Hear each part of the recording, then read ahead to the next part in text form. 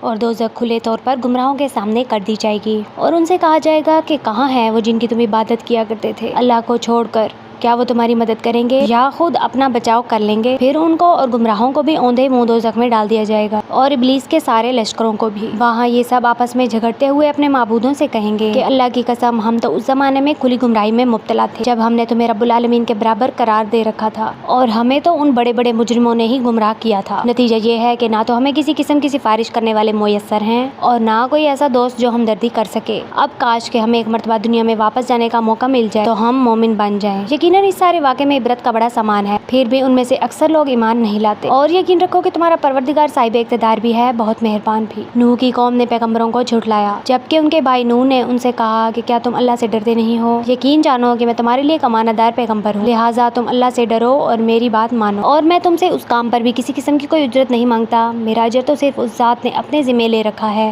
جو سارے دنیا جان کی پرورش کرتی ہے، لہٰذا تم اللہ سے ڈرو اور میری بات مانو۔ وہ لوگ بولے کیا ہم تم پر ایمان لے آئے حالانکہ بڑے نیچے درجے کے لوگ تمہارے پیچھے لگے ہوئے ہیں؟ نوح نے کہا میں کیا جانوں کہ وہ کیا کام کرتے ہیں، ان کا حساب لینا کسی اور کا نہیں، میرے پروردگار کا کام ہے، کاش تم سمجھ سے کام لو، اور میں ان مومنوں کو دھتکار کر اپنے سے دور نہیں کر سکتا، میں تو بس ایک خبردار کرنے والا ہوں جو تمہارے سامنے حقیقت کھول کر رکھ رہا ہے۔ وہ کہنے لگے اے نوح، اگر تم باز نہ آئے تو تمہیں پتھر مار مار کر ہلاک کر دیا جائے گا۔ نوح نے کہا میرے پروردگار، میری قوم نے مجھے جھٹلا دیا ہے، اب آپ میرے اور ان کے درمیان دو ٹوک فیصلہ کر دیجئے اور مجھے اور میرے مومن ساتھیوں کو بچا لیجئے۔ چنانچہ ہم نے انہیں اور ان کے ساتھیوں کو بھری ہوئی کشتی میں بچا لیا، پھر اس کے بعد باقی لوگوں کو غرق کر دیا۔